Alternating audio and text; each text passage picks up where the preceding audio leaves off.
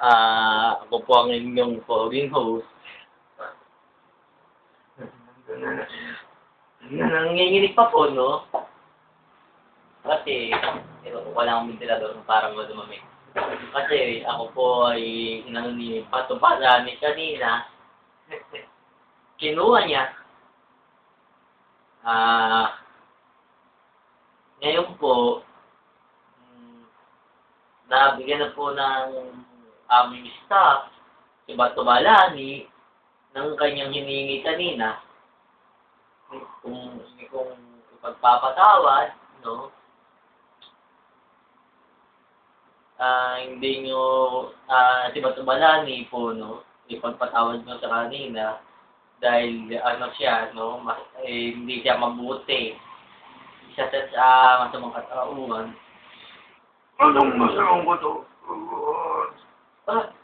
Tama na. Tama na, Bato Balani!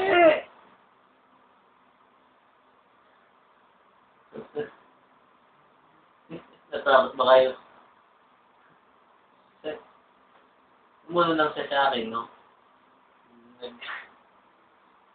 Nagsanib na naman kang kanina, pero sandali lang yun. Kasi, kung hindi nyo ito masasamain, meron pa akong isa sa mga transformation. Kasi hindi naman siya ito si Bato Balani, no? Kung gusto niyong makita siya, sandali lang, wait and see. Kasi siya po ay natutulog, hindi ko po pwede siyang isingin. Ang pangalan po niya ay Alaconisio. Alaconisio. Ito po ang kanyang pangalan, no? Isa po siyang Hapon, no? Alaconisio. No? Hindi niyo siya maintindihan, no? Pag kumausap. Medyo, ano siya, kakaibang sa transformation. Siya po ay kagiliw-giliw, no? Siya po ay napakabait. Tulad ng inyong COVID host, na is ko, na napakabait, no? Gusto nyo makausap din sa, no? Sa aking transformation, si Onyx Stage, ano yun sa Tagalog, no? Si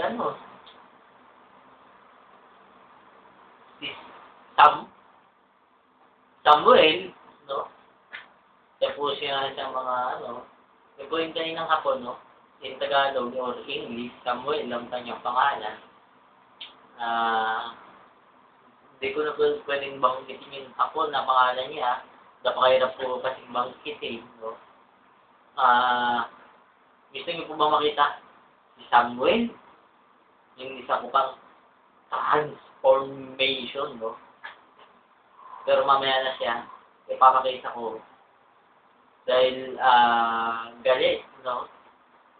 Baka magkasabay din ni Bato Balani, kakaibang puwerto, yung nakakatakot, nakakapangilabot ng laman, at nginig, no? Nanginginig ang, yung aking ulo ng katawan. Itong multo, yung bastos. Nanginginig ang ulo ko. Ayan, no? Nagigising isa po sa mga transformation. Nagigising po yung si Samuel. Mas lang Muel. Hindi po Sam. Nagigising po siya. No? Gusto niyo ba siyang madinig? Kahit isa. Kaya kong gayahin, no?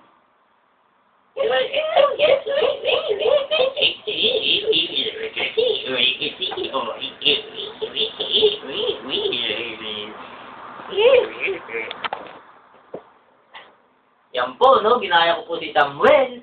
At gusto ko na pong mamaalam. At magpapahinga ako sandali, no? Dahil gamit ng ginamit din Bato Balani ang aking katawan para mag-transform into different human being. So, papahinga ako at isang malugod na paalam at maligayang Pasko sa inyo. No, malapit na po ang Pasko, kaya bumati ako maligaya Pasko sa inyong lahat. At ang poging host na si Isko, sana ako ngayong Christmas magkaroon na ng girlfriend, no?